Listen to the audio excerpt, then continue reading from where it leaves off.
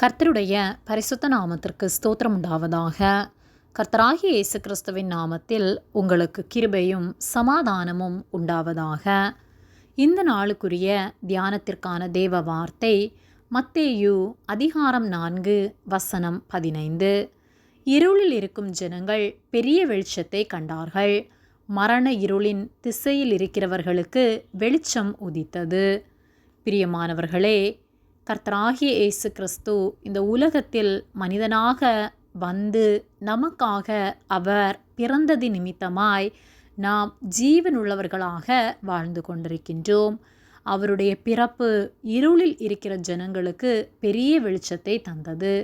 நாமும் பாவ இருளிலே மூழ்கி பாவத்திற்கு அடிமையானவர்களாய் வாழ்ந்து கொண்டிருந்தோம். ஆனால் அவர் நமக்காக வந்து நம்முடைய பாவக்கட்டுகள் சாபக்கட்டுகளிலிருந்து நம்மை விலக்கி அவருடைய வெளிச்சத்தினால் நம்மை பிரகாசித்துள்ளார். மத்தேயு 4:15 இருளில் இருக்கும் ஜனங்கள் பெரிய வெளிச்சத்தை கண்டார்கள். மரண இருளின் திசையில் இருக்கிறவர்களுக்கு வெளிச்சம் உதித்தது என்று சொல்லப்பட்டுள்ளது.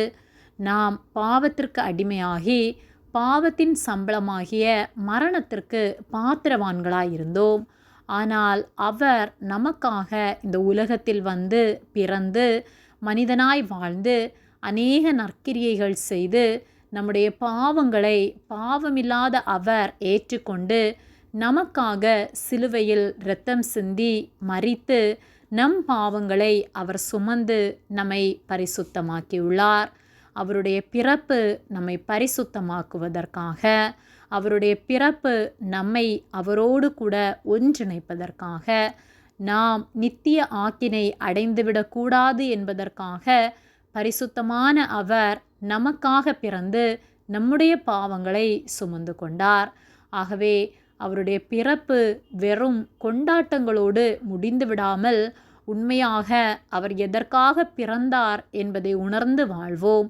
ஒவ்வொரு நாளும் அவர் நம்முடைய இருதயத்திலே பிறந்து அவருடைய பிறப்பின் நோக்கத்தை நிறைவேற்றுகிற வாழ்க்கை நாம் வாழ்கிறவர்களாக இருக்க வேண்டும்.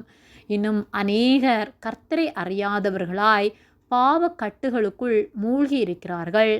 இருளிலிருந்து வெளிவர முடியாதபடிக்கு அவர்கள் அடிமைப்படுத்தப்பட்டிருக்கிறார்கள். அப்படிப்பட்ட ஜனங்களுக்கு பிறப்பின் நற்செய்தியை அறிவிப்போம். அவருடைய அன்பை பிரஸ்தாபப்படுத்துவோம். நம்முடைய பாவங்களிலிருந்து விடுதலை தர அவரால் மட்டுமே கூடும் என்பதை ஒவ்வொருவருக்கும் அறிவித்து நாம் அவரால் மீட்கப்பட்டது போல அநேக ஜனங்கள் அவரை அறிந்து கொள்ள, இரட்சிப்பை பெற்றுக்கொள்ள நாம் சாட்சியுள்ள வாழ்க்கை வாழ்வோம். கர்த்தர் நம் ஒவ்வொருவரையும் ஆசீர்வதித்து காத்து நடத்துவார். ஆமேன். ஜெபம். எங்களை அதிகமாக நேசித்து வழிநடத்தி வருகிற எங்கள் அன்பின் பரிசுத்த பிதாவே, இந்த நாளையும் நாங்கள் காணும்படியாக நீர் எங்களுக்கு ஜீவனை தந்த உம்முடைய அன்பிற்காக நாங்கள் உமக்கு நன்றி செலுத்துகின்றோம்.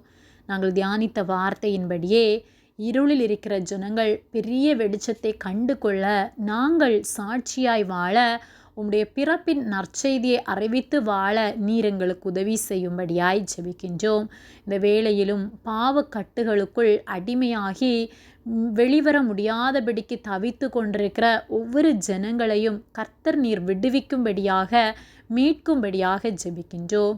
நீரே மெய்யான தேவன் என்பதை ஒவ்வொருவரும் அறிந்து கொள்ள உம்மை பற்றி கொண்டு வாழத்தக்கதான கிருபைகளை ஒவ்வொருவருக்கும் நீர் கொடுக்கும்படியாய் ஜெபிக்கின்றோம்.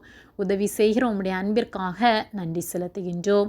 எங்களை உம்முடைய கரத்திலே தாழ்த்தி ஒப்பு கொடுக்கின்றோம். இயேசுவின் நாமத்தில் ஜெபிக்கின்றோம் பிதாவே. ஆமேன். கர்த்தர் உங்களை ஆசீர்வதிப்பாராக.